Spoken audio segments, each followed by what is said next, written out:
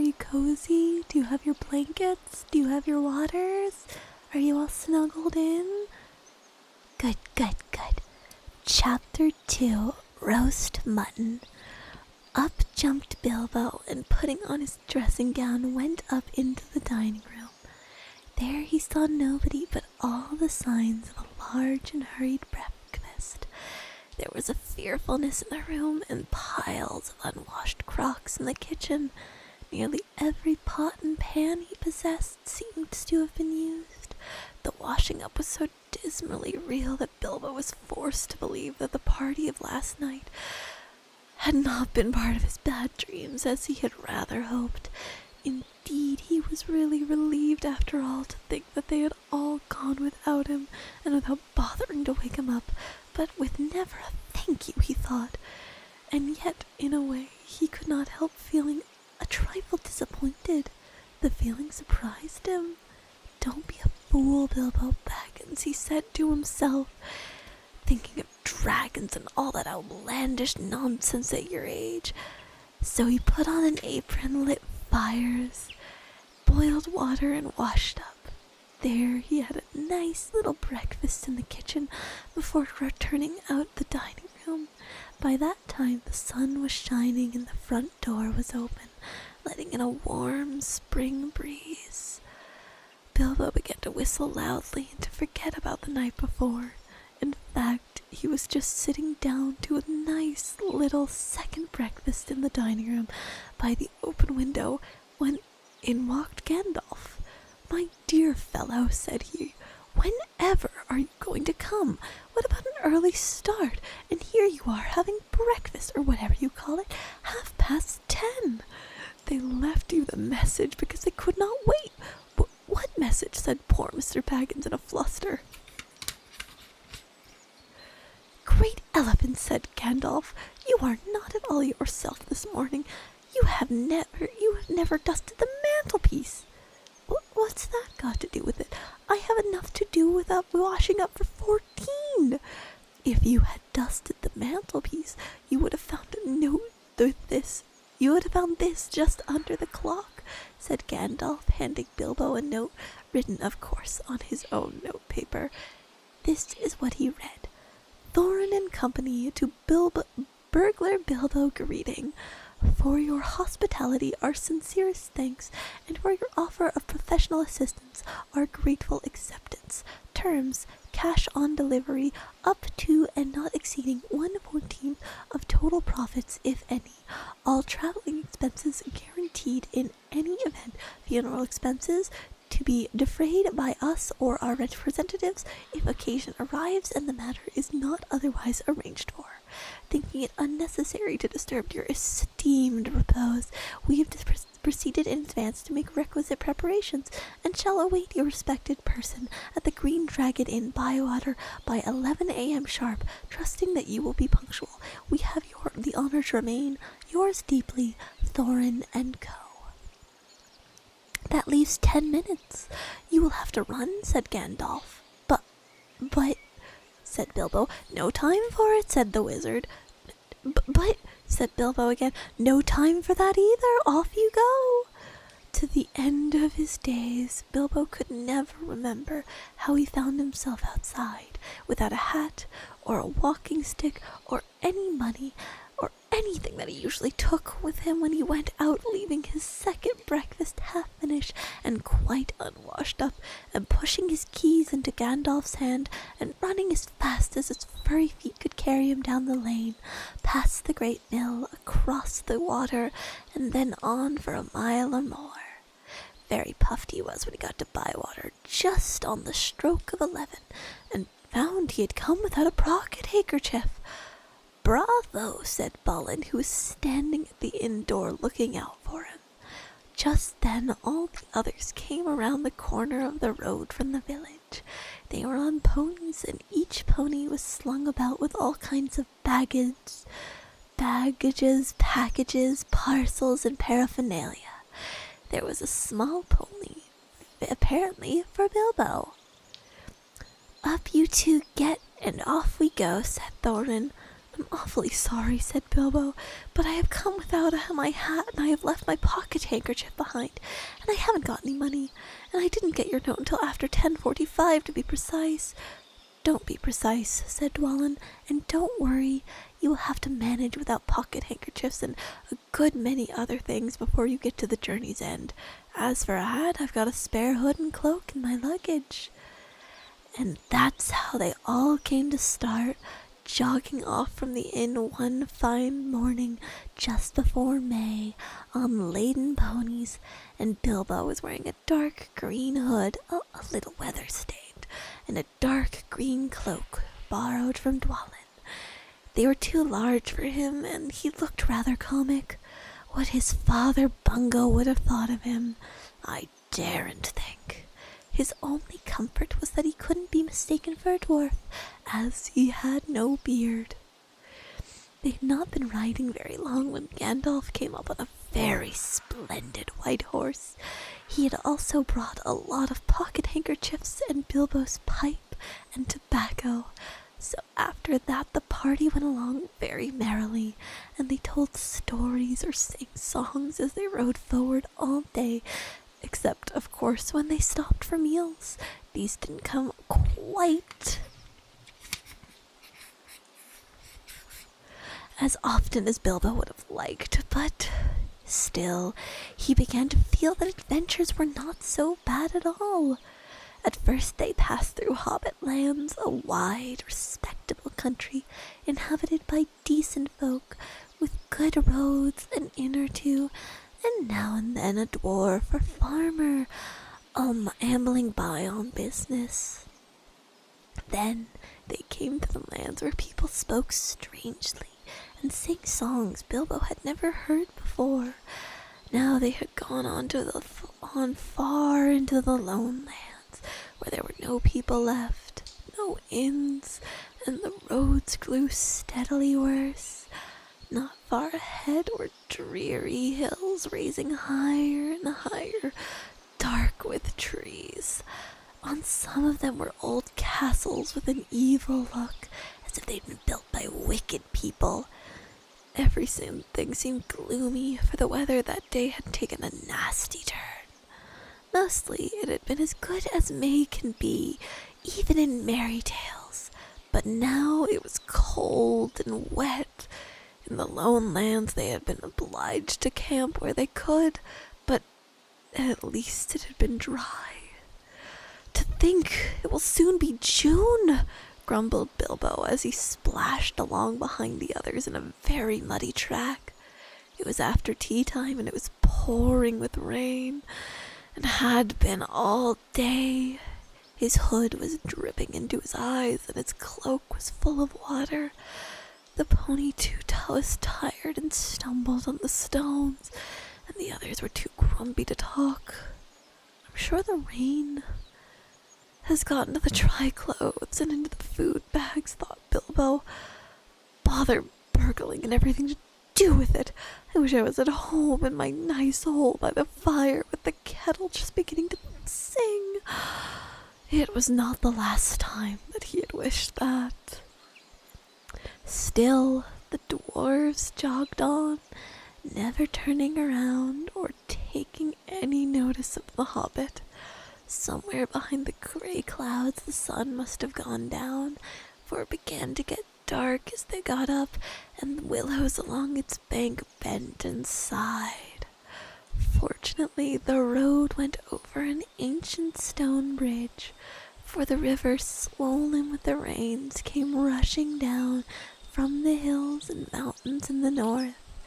It was nearly night when they crossed over. Broke up the gray clouds, and a wandering moon appeared above the hills beneath the flying rags. Then they stopped, and Thorin muttered something about supper. And where shall we get a dry patch to sleep on? Not until then did they notice that Gandalf was missing. So far he had come all the way with them, never saying if he was in on the adventure or merely keeping them company for a while. He had eaten most, talked most, and laughed most, but now he was simply not there at all. Just when a wizard would have been most useful too, groaned Dory and Nori, who shared the hobbit's views about regular meals, plenty and often. They decided in the end that it would have to camp where they were. They moved to a clump of trees, and though it was drier under them, the wind shook the rain off the leaves, and the drip, drip, drip was most annoying. Also, the mischief seems to have gotten into the fire. Dwarves can make a fire almost anywhere out of anything, wind or no wind.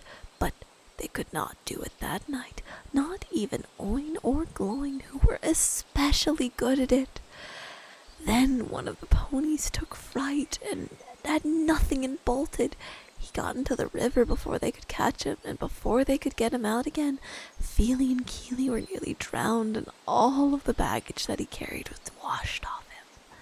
Of course, it was mostly food, and there was mighty little less for supper, and even less for breakfast. There they all sat, glum and wet and muttering, while Oin and Gloin went on trying to light the fire and quarreling about it. Bilbo was sadly reflecting that the adventure was not all pony rides and May sunshine, when Balin, who was always their lookout man, said, "There's a light over there." There was a hill some ways off with trees, pretty thick in parts. Out of the dark mass of trees they could now see a light shining, a reddish, comfortable-looking light that might be a fire of torches twinkling. When they had looked at it for some while, they fell to arguing. Some said no, and some yes. Some said they could go and see, and anything was better than little supper, less breakfast, and wet clothes all the night. Others said that these parts were none too well known, and too near the mountains. Travelers seldom come this way now. The old maps are no use. Things have changed for the worse, and the road is unguarded. They have seldom even heard of the king around here, and the less inquisitive you are as you go along, the less trouble you are likely to find. Some said, "After all, there are 14 of us." Others said, "Where has Gandalf got to?" This remark was repeated by everybody, and then the rain began to pour down worse than ever. And Oin and Gloin began to fight. That settled it. "After all, we've got a burglar with us," they said, and so they made off, leading their ponies, with all due and proper caution, in the direction of the light. They came up to the hill and were soon in the wood. Up the hill they went, but there was no proper path to be seen, such as might lead to a house or a farm. And do what they could, they made a great deal of rustling and cracking and creaking, and a good deal of grumbling and dratting, as they went through the trees in the pitch dark. Suddenly, the red light shone out very bright through the tree trunks not far ahead. "Now it is the burglar's turn," they said, meaning Bilbo. "You must go in and find out all about that light and what it is for, and if all is perfectly safe and canny," said Thorin to the hobbit. "Now scuttle off and back quick if all is well. If not, come back if you can. If you can't, hoot twice like a barn owl and once like a screech owl, and we will do what we can." Off Bilbo had to go. Before he could explain, he could not hoot even once like any kind of owl, more than fly like a bat. But at any rate, hobbits can move quietly in the woods, absolutely quietly. They take a pride in it. And Bilbo had sniffed more than once at what he called all this dwarvish racket as they went along, although I don't suppose you or I would have noticed anything at all on a windy night. Not if the whole cavalcade had passed 2 feet off. As for Bilbo, walking primely towards the red light, I don't suppose even a weasel would have stirred a whisker at it. So, naturally, he got right up to the fire, for fire was what it was, without disturbing anyone, and this is what he saw. 3 very large persons sitting around a very large fire of beech logs. They were toasting mutton on long spits of wood and licking the gravy off their fingers. There was a fine, toothsome smell.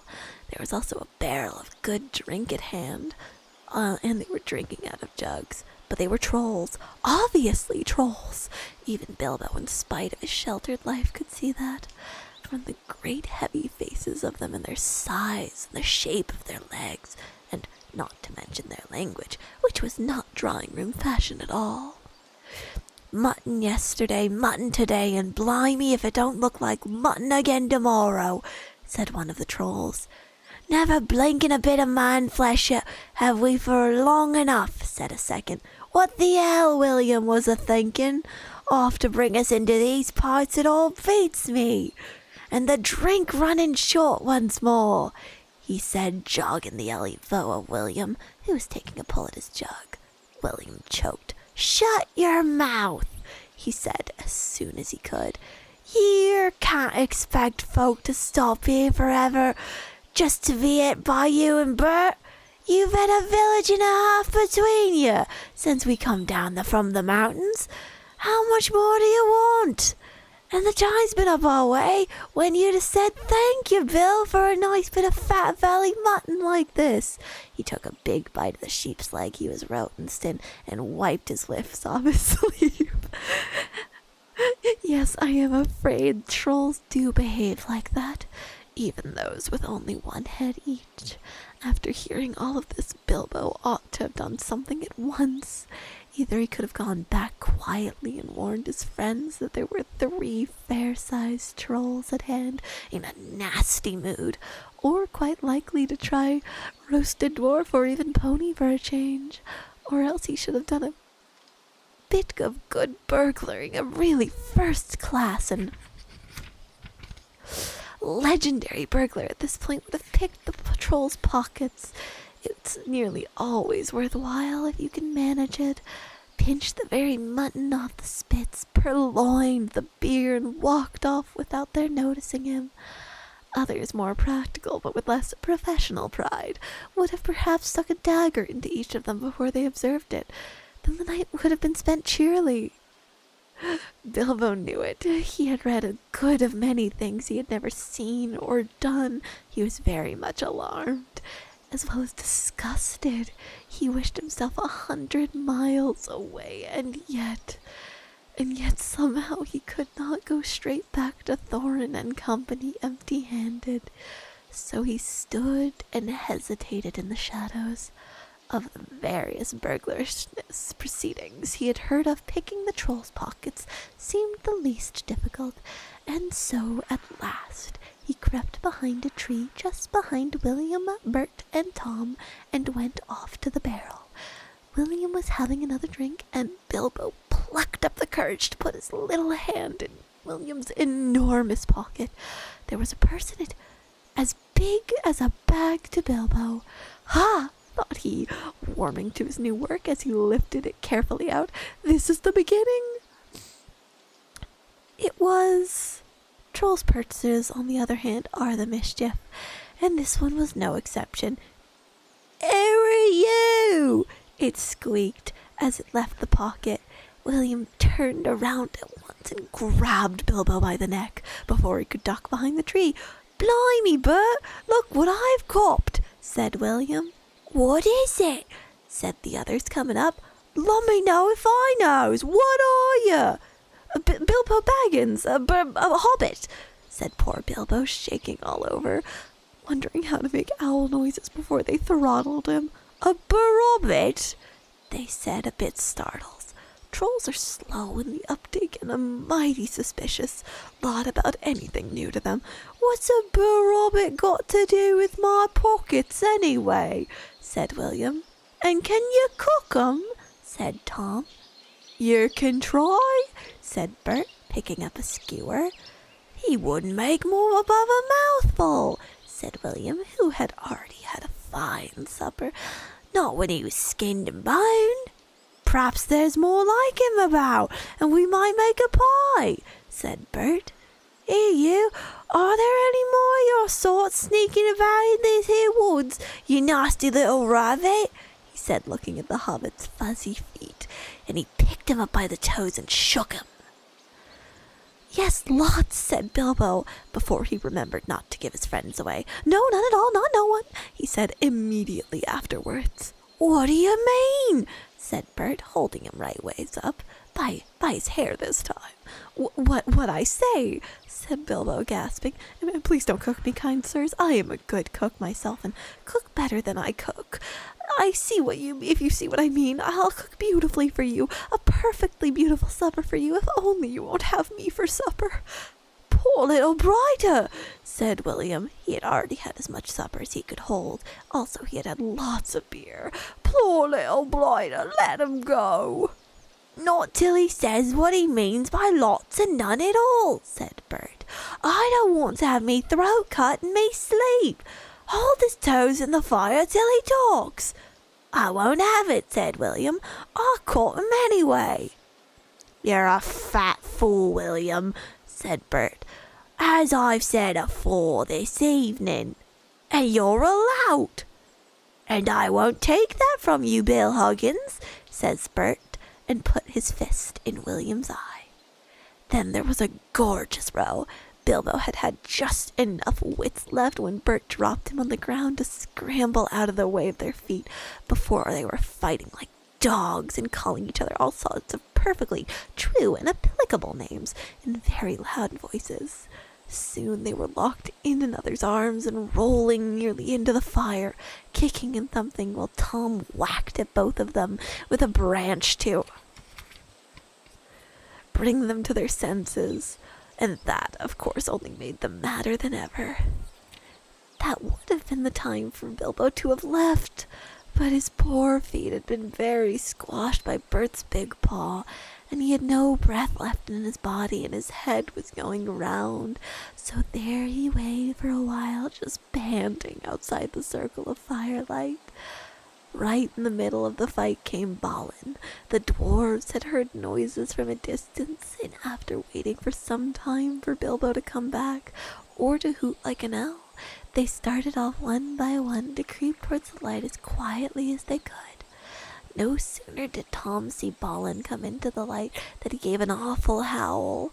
Trolls simply detest this very sight of dwarves, uncooked. Bert and Bill stopped fighting immediately and said, "A sack, Tom, quick!"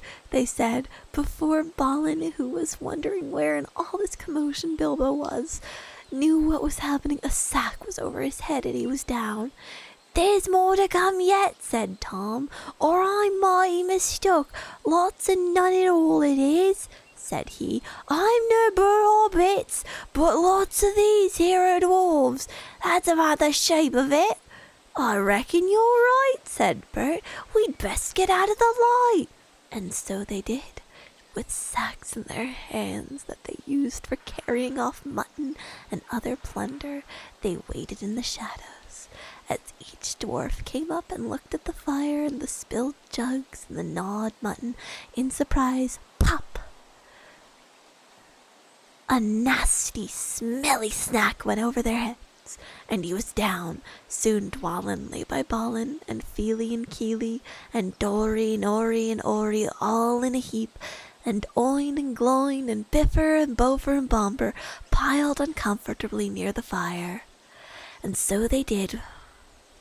That'll teach 'em," said Tom, for Biffer and Bomber had given a lot of trouble and fought like mad, as dwarves will when cornered. Thorn came last, and he was not caught unawares. He came expecting mischief, and he didn't need to see his friend's legs sticking out of sacks to tell him that things were not all well.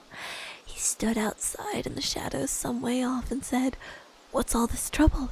Who has been knocking my people out?" "It's trolls," said Bilbo from behind a tree. They had forgotten all about him. "They're hiding in bushes with sacks." "Oh, are they?" said Thorin, and he jumped forward to the fire before they could all leap on him. He caught up a big branch on fire on one end, and Bert got that end in his eye before he could step aside. That got him out of the battle for a bit. Bilbo did his best. He caught hold of Tom's leg as well as he could. It was as thick as a young tree trunk. But he was sent spinning up to the top of some bushes when Tom kicked the sparks up in Thorin's face.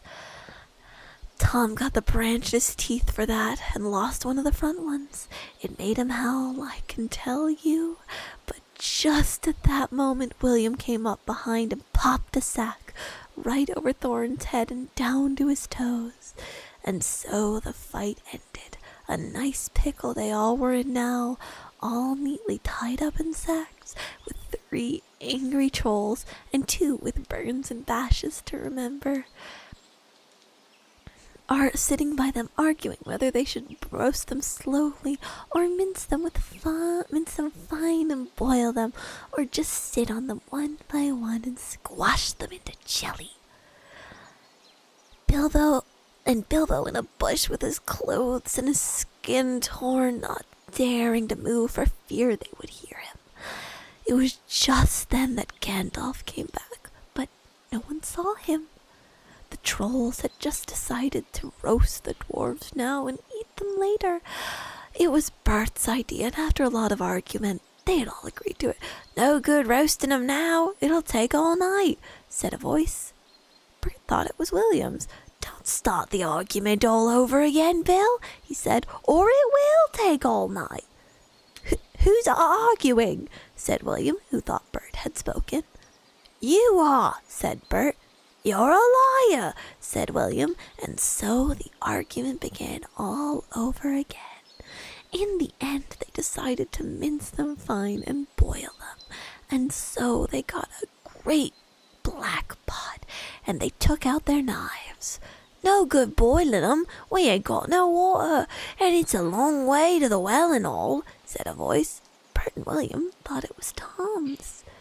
"Shut up," said they, "or we'll never have done, and ye can fetch the water if ye say any more." "Shut up yourself," said Tom, who thought it was William's voice.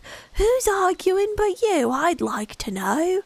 "You're a booby," said William. "Booby yourself," said Tom. I'm fucking 5. And so the argument began all over again and went on hotter than ever until at last they decided to sit on the sacks one by one and boil them next time. "Who shall we sit on first?" said the voice. "Better sit on the last fellow first," said Bert, whose eye had been damaged by Thorin. He thought Tom was talking. "Don't talk to yourself," said Tom. "But if you wants to sit on the last one, which is he?" "The one with the yellow stockings," said Bert. "Nonsense, the one with the grey stockings," said a voice like William's. "I made sure it was yellow," said Bert. "Yellow it was," said William. "Then what did you say it was grey for?" said Bert. "I never did, Tom said it." "That I never did," said Tom, said Bert. "Who are you a-talking to?" said William. "Now stop it," said Tom and Bert together. "The night's getting on and dawn comes early. Let's get on with it." "Dawn take you all and be stoned all of you," said a voice that sounded like William's. But it wasn't. For just at that moment the light came over the hill, and there was a mighty twitter in the branches. William never spoke, for he stood turned to stone as he stopped, and Bert and Tom were stuck like rocks as they looked at him. And there they stand to this day, all alone, unless the birds perch on them, for trolls, as you probably know, must be underground before dawn, or they go back to the stuff of the mountains that they are made of, and never to move again. This is what had happened to Bert, Tom, and William. "Excellent," said Gandalf as he stepped out from behind a tree and helped Bilbo to climb down out of a thorn bush. Then Bilbo understood. It was the wizard's voice that had kept the trolls bickering and quarreling until the light came and made an end of them. The next thing was to untie the sacks and let out the dwarves. They were all nearly suffocated and very annoyed. They had not at all enjoyed laying there listening to the trolls making plans for roasting them and squashing them and mincing them. They had to hear Bilbo's account of what had happened to them twice over before they were satisfied. "Silly time to go practicing pinching and pocket picking," said Bomper. "What we wanted was fire and food. And that's just what you wouldn't have got out of these fellows without a struggle in any case," said Gandalf. "Anyhow, you're wasting time now. Don't you realize that the trolls must have a cave or a hole dug somewhere to hide from the sun in? We must look into it." They were searching about and soon found the marks of trolls' stony boots going away through the trees. They followed the tracks up a hill until, hidden by bushes, they came upon a big dome of stone leading to a cave, but they could not open it, and though they all pushed, Gandalf tried various incantations. "Would this be any good?" asked Bilbo when they were getting tired and angry. "I found it on the ground where the trolls had their fight." He held out a large key, though no doubt William had thought it very small and secret. It must have fallen out of his pocket very luckily before he had turned to stone. "Why on earth didn't you mention it before?" they cried. Gandalf grabbed it and fitted it into the keyhole. Then the stone door swung back with one big push, and they all went inside. There were bones on the floor and a nasty smell in the air, but there was a good deal of food jumbled carelessly on the shelves and on the ground, among an untidy litter of plunder of all sorts, from brass buttons to pots full of gold coins standing in a corner. There were lots of clothes, too, hanging on the walls. Too small for trolls, I am afraid they belonged to victims, and among them were several swords of varying shapes and sizes. Two caught their eyes particularly because of their beautiful scabbards and jeweled hilts. Gandalf and Thorin each took one of these, and Bilbo took a knife in a leather sheath. It would have made for only a tiny pocket knife for a troll, but was as good as a short sword for the Hobbit. "These look like good blades," said the wizard, half drawing them and looking at them curiously. "They were not made by any troll, nor any smith among men in these parts and days, but when we can read the runes on them, we shall know more about them." "Let us get out of this horrible smell," said Fili. So they carried out the pots and coins and as much food as was untouched and looked fit to eat, also one barrel of ale that was still full. And where was I? After that, by that time, they felt like breakfast and being very hungry. They did not turn their noses up at what they had gotten from the troll's larder. Their own provisions were very scanty. Now that they had bread and cheese, plenty of ale, and bacon to toast in the embers of the fire. After that they slept, for their night had been disturbed, and they did nothing more until the afternoon. Then they brought up their ponies, carried away the pots of gold, and buried them very secretly not far from the track by the river, putting a great many spells over them just in case ever they had a chance to come back and recover them. When that was done, they all mounted once more and jogged along again on the path towards the east.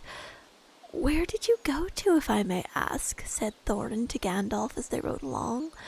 "To look ahead," said he. And what brought you back in the nick of time?" "Looking behind," said he. "Exactly," said Thorin, "but could you be more plain?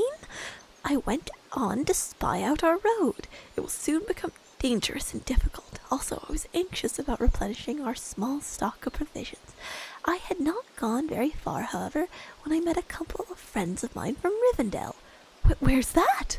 asked Bilbo. "Don't interrupt," said Gandalf. "You will get there in a few days now, if we're lucky, and find out about it.